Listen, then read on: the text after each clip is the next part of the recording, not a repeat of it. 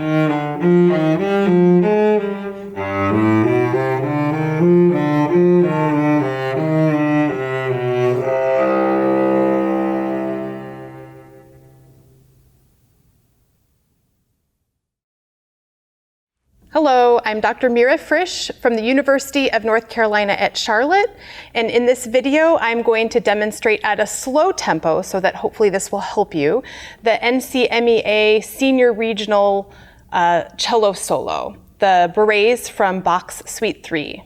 The version of sheet music that I recommend for this piece is actually located in the Suzuki Cello Book 7. I would highly recommend that you go ahead and purchase the book and find the Bourees in that book, because it will provide for you really wonderful fingerings and bowings that you won't have to chase down elsewhere. This is the version that I used to perform, so most of my fingerings and bowings come directly from that version, and you should be able to follow along really well. So now that you've heard me play the piece through at a slow tempo, I'm going to talk you through some suggestions for how to play the piece better yourself. The first thing to think about for the Bourree 1 is that the character is very joyful, so you want to try to play with some detachment in your bow strokes.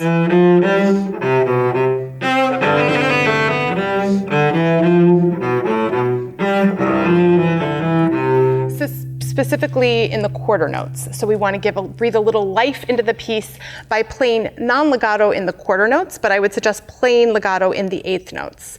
If we play legato everywhere,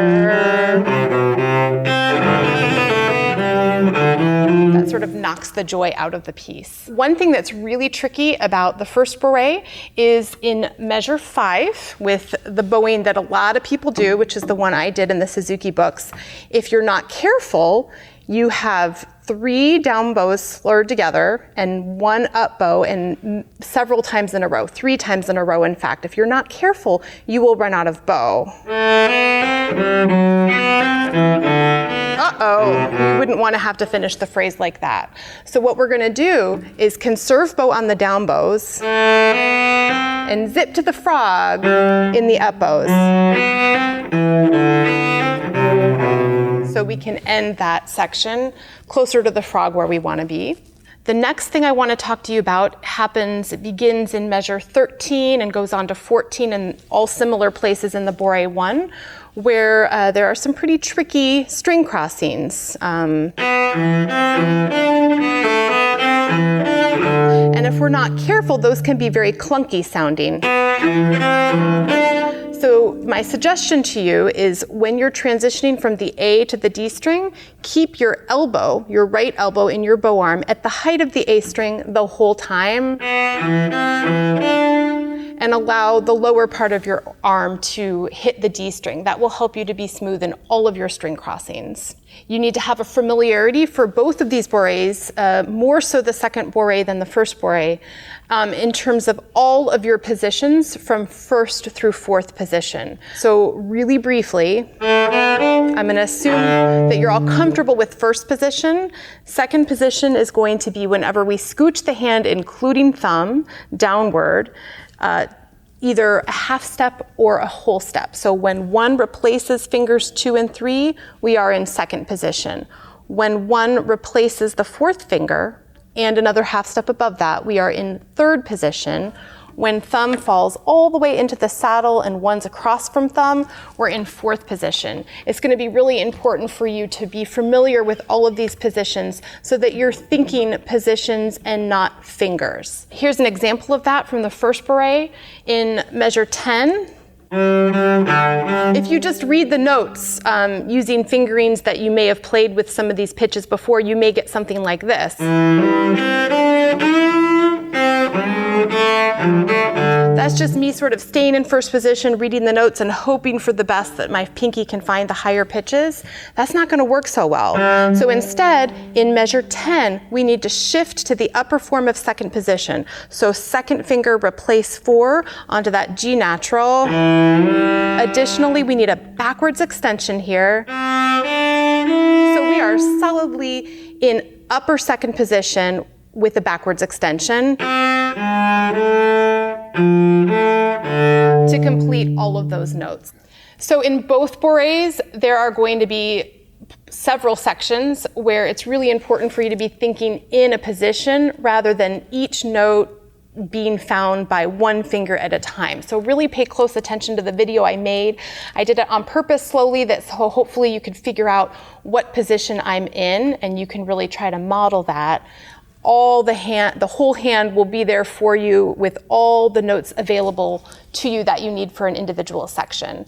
So I demonstrated a section like that, measure 10 of the first bourree. Here's another example from the second bourree, where if I tried to just read the notes, I'll play in measure 34 of the second bourree. I would get something a little clunky again, particularly coming down the scale. My B flat and my A flat could be really tricky to play if I'm not thinking in a position. So instead, even though it's a little harder to learn initially, we need to be in first position with a backwards extension to start this section for 3 notes, then shift to third position. So 1 on the G natural for 3 notes, shift backward a whole step to second position on the A string, where we will stay until B flat, forward a whole step to third position on the D string. It seems like a lot of work to be thinking about where all those positions are, but it's actually a lot easier than hoping that you can find each note with whatever finger you think you might be able to grab it with. So that's going to be a major component of learning both of these bourrees. The next thing I want to talk to you about is that for both of these bourrees, or really any time we play solo Bach, Bach is so much about bringing out the natural resonance of the instrument.